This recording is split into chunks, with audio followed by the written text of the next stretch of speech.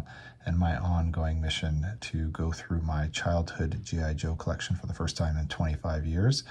I have done a number of episodes going through over 25 different bags of figures, and the grand total of figures by the end of it, after I've gone through everything, is approximately 135 actual figures in various sort of conditions.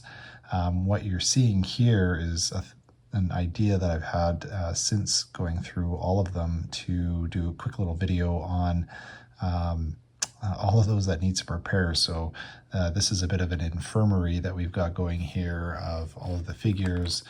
There's about 25 figures here that have some sort of repair work that's needed. Most of them are just O-rings. So if you're looking for kind of a little how-to on how I've been doing with that, I thought I'd show kind of a repair of some O-rings, and then maybe the leg T-bars, or the hooks that hold the legs together.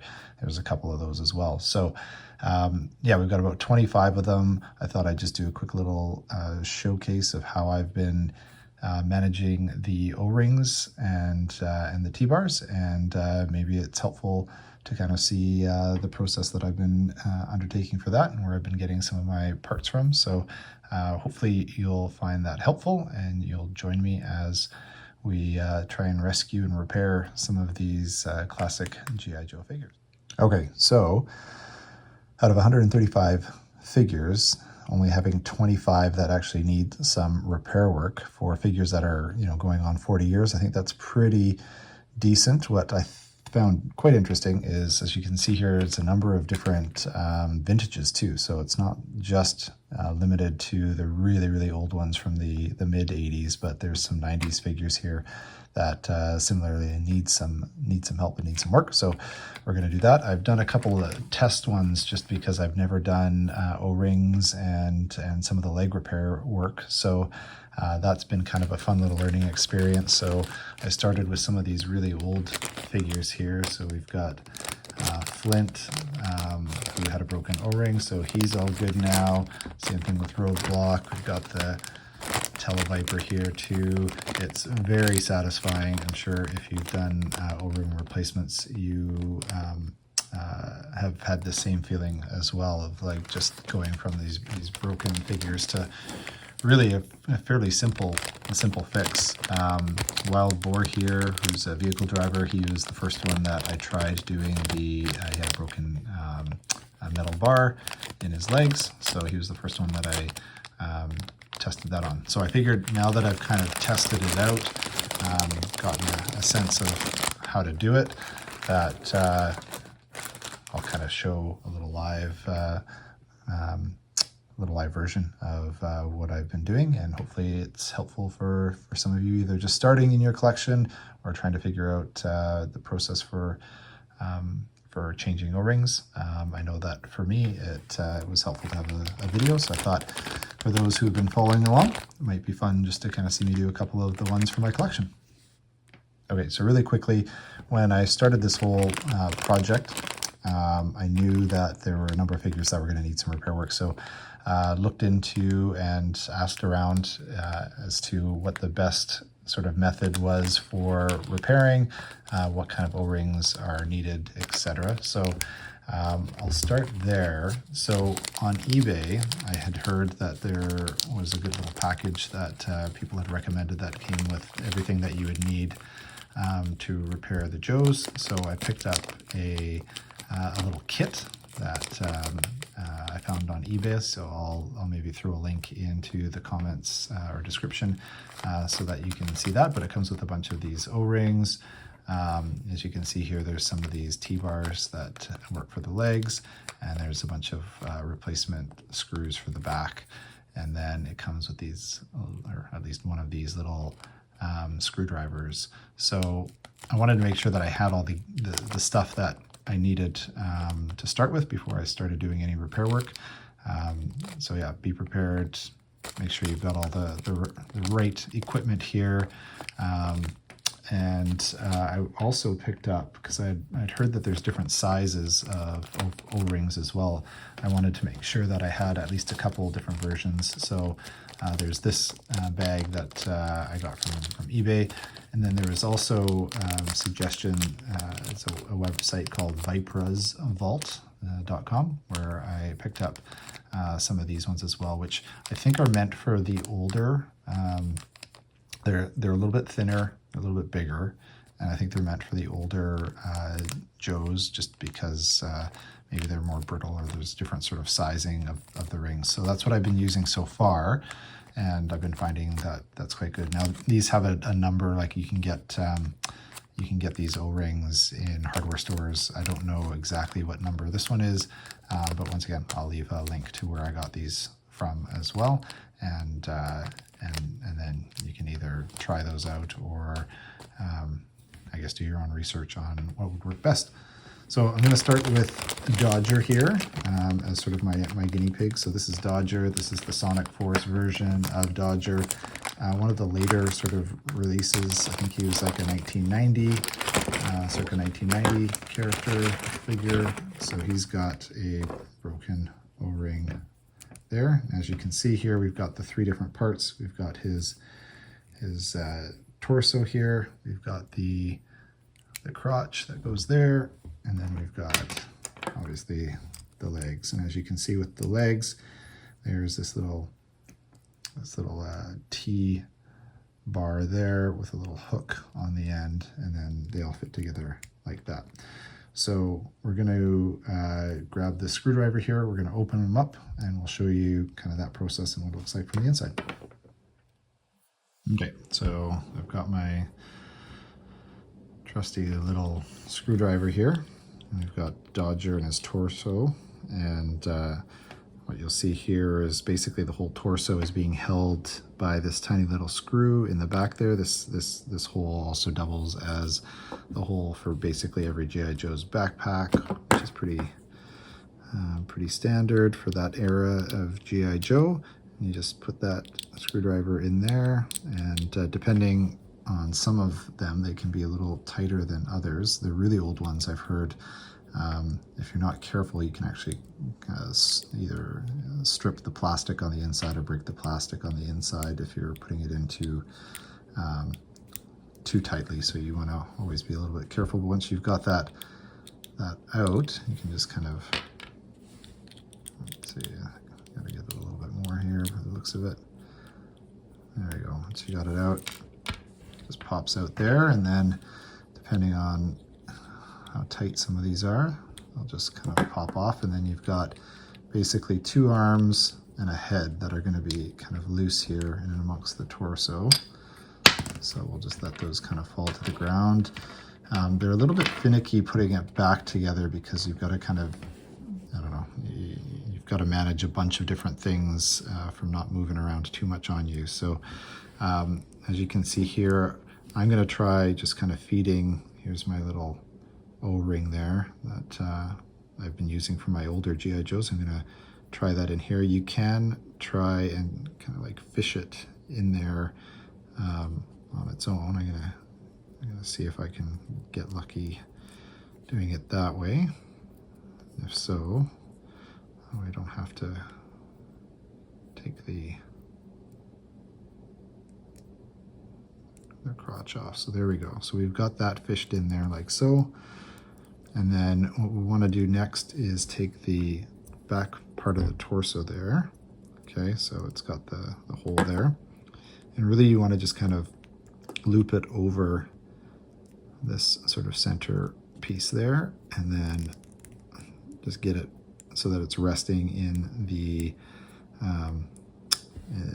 crotch piece there, so that really, like, if I move it around that much, it's not gonna move too much at this point. And then this is kind of the trickiest part, because really that's all you need. Once you've got that in there, that O-ring is going to hold everything together, and then it's just an exercise in kind of patience in getting all of these kind of lined back up again to the point where, because they don't snap in, you can have to just be patient, kind of line everything up as best you can. have to like move the arms out a little bit here just so that they're not tight into the body too much there. So let's see if we can kind of get this without getting too frustrated. So there's one arm.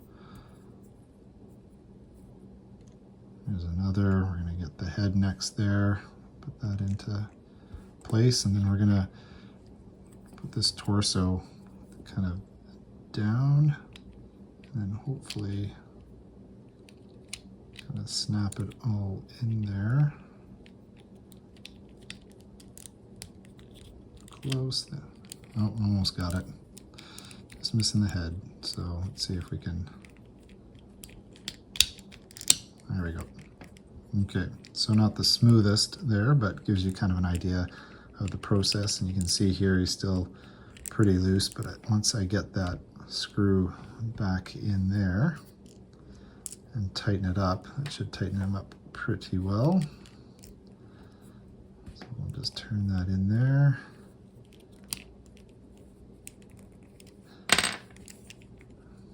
The head's a little bit tighter. I can probably try tightening it up a little bit more. But as you can see here, you know, we've got fully functional, nice and tight, able to use him just like new again. So that's how you do an O-ring.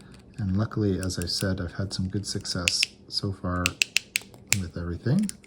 And now I just need to do that about 20 more times. So I'll next kind of transition, and I'll show you the replacement of the leg joint next.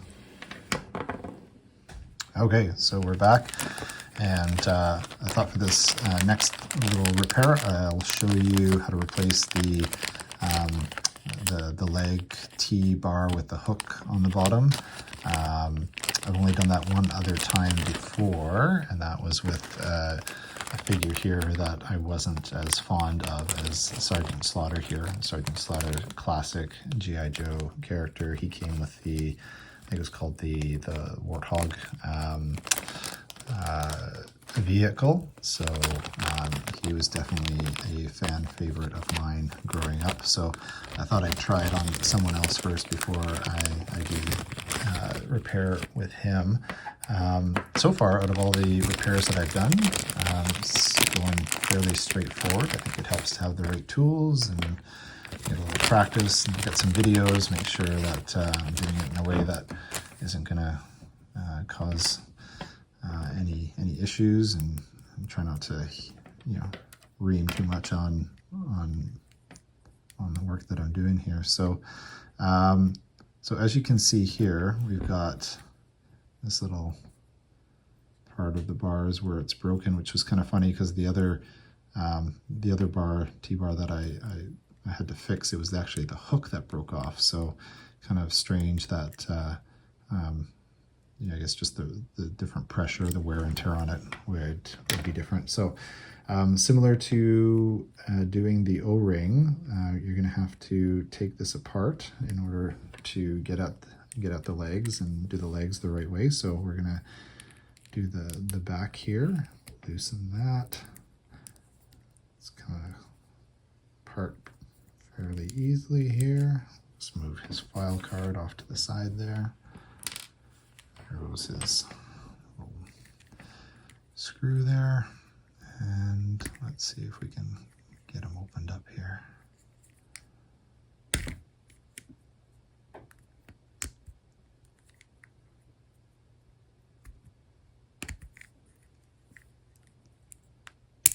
There we go. I'll just pop that O-ring and put a new one in anyways. So there we go. We've got the one little piece there too. Looks like that ring part was also getting pretty brittle too. So there we go. We've got his two legs, and you'll notice on the inside of both legs there are two more screws here. So it's pretty self-explanatory, but we'll just kind of loosen those up a little bit there. Kind of give them a little poke there, and you can see that opens up pretty pretty quick. So the last time I did this, I didn't take everything apart, but obviously you can pull the whole leg piece apart and play around with it if you want, but I was just interested in basically getting this piece out and putting a new one in. So this is just the process that I did there.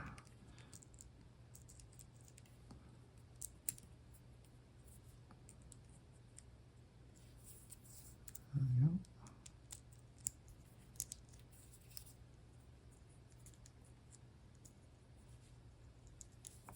Might have to take the whole thing out here. There we go. Pop that out there. So we've got the one screw there. Now we're gonna go into this bag here. We'll get a replacement.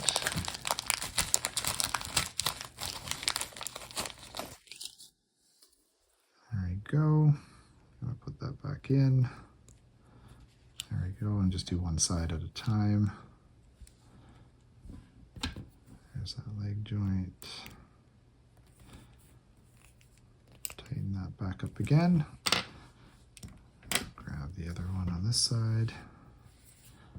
Add this to our pile of our garbage pile. Same thing here. Now this is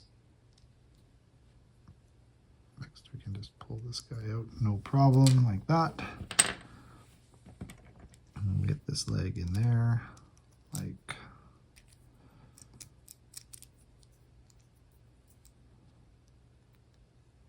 so. Close it up again, and I'll just tighten up that leg again.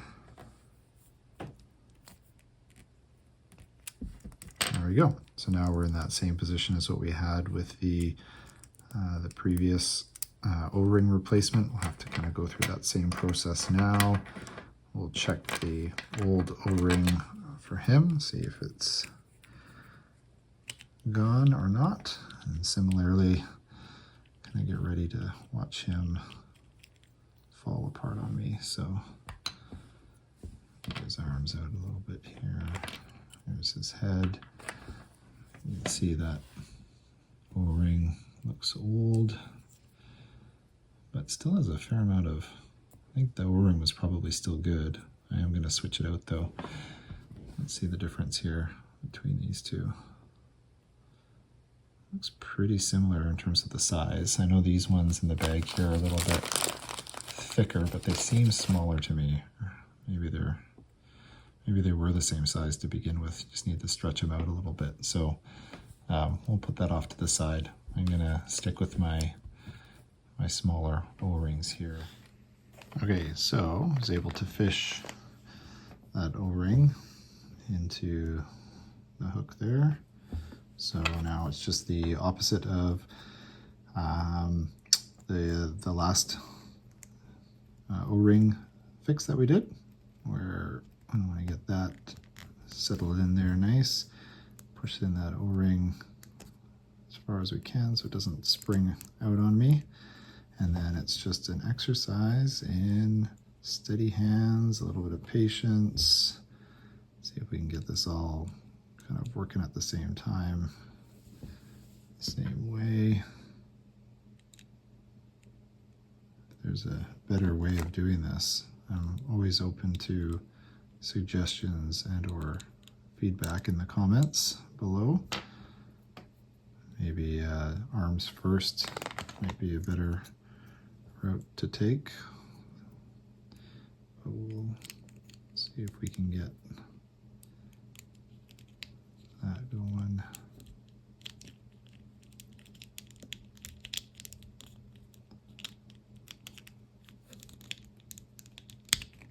There we go.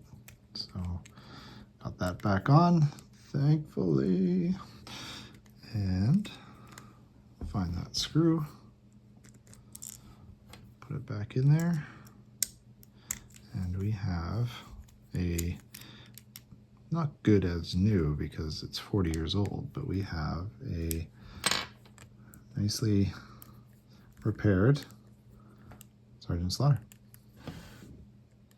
All right, so that was 7 down. We've got about 20 more to go in this ongoing project of mine, going through my childhood GI Joes. As you can see here, the infirmary is still quite large, so got some work ahead, but it is a really nice feeling to get these fixed and work towards that ultimate goal here of getting my GI Joes ready to sell and fund a family trip to Hawaii. So yeah, continue all along on the journey. There's still a little bit to do. I'm thinking of maybe doing a video on some of my missing in action figures, because there are some accessories that I cannot find figures for, so I thought that might be a fun little video. And then I'll do another one on kind of the highlights, a little bit of an overview snapshot now that I've been able to go through all of them, all 135 of them. I've been able to kind of find some missing accessories that I didn't initially connect when we were opening them all. And yeah, look forward to doing a couple more videos yet. So continue to follow along, hit that like and subscribe button if you're enjoying this. Appreciate any feedback, comments, questions as always, and look forward to continuing this journey. So join me. Here I go.